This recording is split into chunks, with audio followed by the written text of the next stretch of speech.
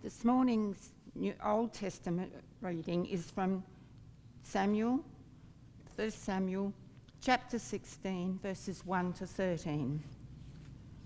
The Lord said to Samuel, "How long will you go on grieving over Saul? I have rejected him as king of Israel.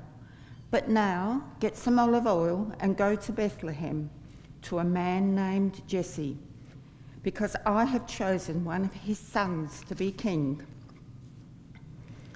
"How can I do that?" Samuel asked. "If Saul hears about it, he will kill me." The Lord answered, "Take a calf with you and say that you are there to offer a sacrifice to the Lord. Invite Jesse to the sacrifice and I will tell you what to do. You will anoint as king the man I tell you to." Samuel did what the Lord told him to do and went to Bethlehem, where the city leaders came trembling to meet him and asked, "Is this a peaceful visit, seer?" "Yes," he answered. "I have come to offer a sacrifice to the Lord. Purify yourselves and come with me." He also told Jesse and his sons to purify themselves, and he invited them to the sacrifice. When they arrived, Samuel saw Jesse's son Eliab and said to himself, "This man is standing here as the Lord's presence is surely the one he has chosen." But the Lord said to him, "Pay no attention to how tall and handsome he is. I have rejected him because I do not judge as man judges. Man looks at the outward appearances, but I look at the heart." Then Jesse called his son Abinadab and brought him to Samuel. But Samuel said, "No, the Lord hasn't chosen him." Jesse then brought Shammah. "No, the Lord hasn't chosen him either," Samuel said.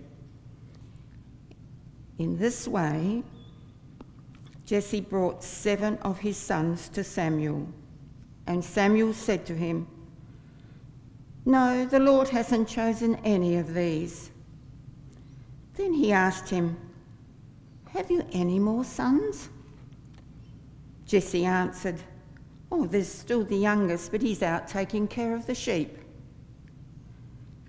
"Tell him to come here," Samuel said. "We won't offer the sacrifice until he comes."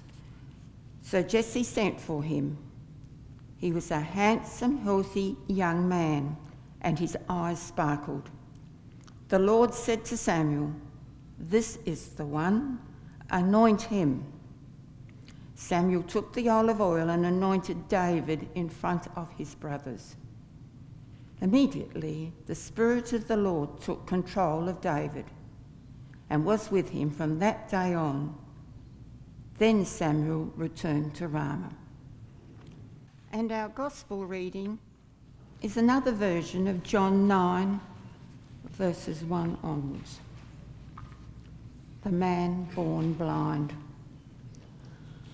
I was often the subject of conversations and sermon illustrations as the learned and the pious speculated on who was to blame for my blindness. But this man was different. He spoke of light for the world and rubbed mud on my eyes. "Go and wash your face," he said. I went and came back seeing.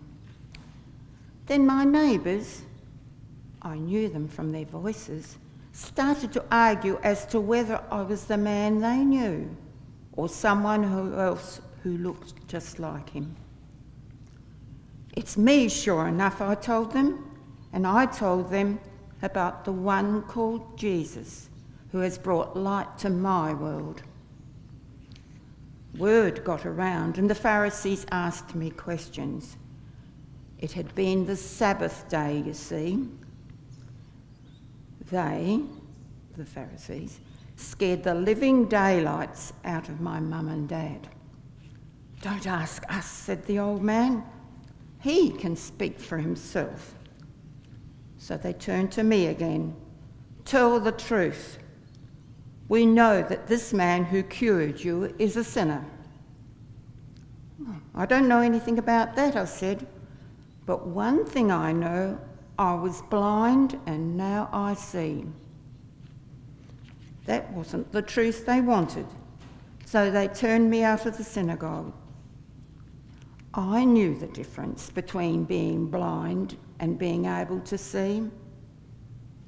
I guess they didn't.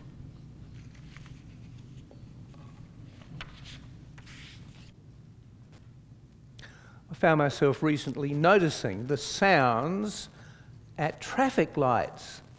Now, I know they've been there for a long time, but this beep, beep, beep, beep, beep, beep, beep, beep, beep, beep. Why is it there? To enable people who are limited in sight to cross safely to the other side. And I realised I have had little to do with blind people myself. Although I once taught a course in Montreal in Canada, part of a teaching team, and we had a blind participant, and quite frankly, he gave me hell. He questioned everything I had to say. He kept on interjecting. He wanted to argue every point. Paul had compensated for his disability by being very sharp, not just in his hearing. And yet Paul was the one who set up all the follow-up programs and became a staunch colleague in the church renew movement that we were associated with at the time. Is it possible to live with a disability such as blindness and not have it prevent you from living your life? Well, Paul certainly did. Let me suggest that this may be key to interpreting the story of the healed blind man and the controversy it caused. Whether or not you and I can truly live our lives despite whatever limitations life imposes upon us. Much of the healed blind man's story is to do with denial. One factor preventing people from living their lives and maybe our lives. I had an aunt by marriage who was born with spina bifida. Not only did her mother reject her at birth, but when she had polio at 7, my Aunt Judith could recall hearing her mother saying in the next room, not realising she could hear, "I hope it will be quick." But she lived. And she was more or less shut away until the day when she went to dances. Can you imagine someone who's really a cripple going to dances? Well, she did. And there she met my uncle. Her mother not only rejected her, but denied that she was hers. All the blame goes to the so-called blemished one. Yes, denial, a form of blindness, is a very powerful factor in life. And so with the blind man, and of course John's Gospel, the word that's actually used for blind man is the man for like everybody, kind of sensing that his story is kind of symbolic of all of us. But in the story, the blind man, the question was, who sinned to cause this? Was it he? What did he do? Did he do something? You mean from birth? Or was it his parents? Where is the blame? But think about what's denied in such a response. What's assumed here is that God is not present here with this person. God is not present with anybody who's blemished or disabled in any way. That somehow this person was a mockery to God and his begging was deeply offensive. Well, Jesus made it clear, no one sinned. In fact, God's glory is manifest here Now, if we're honest, we all are capable of denying things. I know as children, and I can speak from experience, if we're caught out for something or other that we did, my sister did it, that kind of thing. We grow up with that. We want to deny that we're the ones who were responsible for whatever was done. We too can be deaf in the sense that we don't hear what is really being said in relationships. We can be blind to aging. We can even be blind, if I can mix my metaphors, to hearing. And my wife is on to me. She thinks it's time I need a hearing test. I'm really not sure about that. And quite often we can be truly blind to the notion that people can actually change. And then there's social forms of denial, the causes of inequality. We very quickly overlook, let's say with Indigenous people, the kind of years of dispossession and deprivation and the poverty in which they lived, and then sort of blame them, irrespective of the background.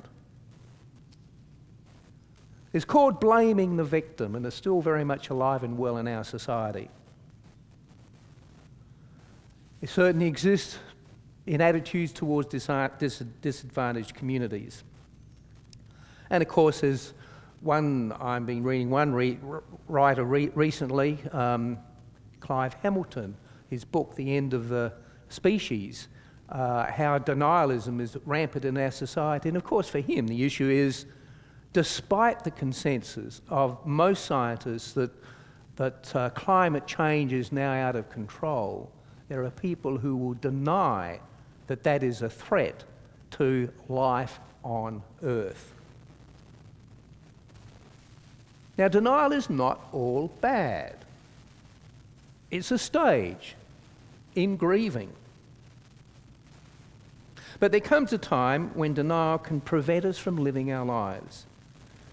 Living our lives means being able to move forward into tomorrow, being able to let go of the pain or the loss or the grief that you've had good cause imposed upon you. Discovering again that God is still with you. God is still there. Such a response is in itself a healing. Living with reality is a healthy response. But there's a social backdrop to the story of the blind man that may not always be immediately apparent. We have to recall that John's Gospel circulated late in the first century, more likely around 90 AD. And at that time, Christians were being expelled from the synagogues for which they'd been part of, being expelled for the stand that they took, for their insistence that somehow the light of God's presence was made truly manifest in the life, death, and resurrection of Jesus. The idea that God was with them in their stance was based on the all-inclusive message of Jesus, which was deeply offensive to the people who ruled the synagogues. So, did people rejoice when the blind man was healed? No. His neighbours weren't quite sure that it really was him. The Pharisees harassed his parents. The Pharisees wanted them, his parents, to deny that he was their son. The Pharisees wanted him to deny his own experience of healing. And we left out the line in the version that we had today, that the parents were afraid. Why? They were afraid of being chucked out of the synagogue, and so they tempered their story. But in the end, the man had to speak for himself. He stood his ground, and he was thrown onto the street. He was thrown out of the synagogue. In all of this, we have a distinctly Hebrew idea about truth and about light. That light uncovers the truth, something that's actually always there, but it's kind of hidden. Those whose deeds are evil are exposed, John says in another place. And they fight hard. People, that is, when the truth is exposed to people will then fight even harder to cover up. Those whose views are based on prejudice will do all they can to discredit those who expose them. Listen to this debate about Clause 18C in the Racial Discrimination Act, and just listen to the tone of some of the people who think that that ought to be watered down. And some of you, of course, will know at firsthand what it's like to take a stand and to find yourself criticised and perhaps even vilified for taking that stand. But there's also a distinctly Greek idea about light. Not that which uncovers that which is still there, such as the inner beauty of every child, but the notion that light itself is revealed in something which is totally new, revealed in the decisions, the new decisions we make about our lives. Then life moves on to a brand new future. We are liberated to make whole, new decisions about our lives, about our church, and about our world. And if our decisions are in the light of the love of God in Christ, then we will truly live our lives. This, I suggest, is the challenge we face today. That nothing in the present or about our social situation or the past can finally prevent us from living our lives. My aunt, by the way, married my uncle. They actually lived close by in Bryant Avenue. Had 2 girls. And then my uncle died and she was promptly widowed. But my aunt continued to live in a way that lit up other people's lives. When she moved to Portland and lived there, she adopted a boy. She remarried, but she adopted a boy with the greatest disabilities you could ever have imagined. She never used the fact that in the end one of her legs was amputated. She never used having one leg as an excuse. She truly lived her life. And no one could deny that God was not truly glorified. Amen.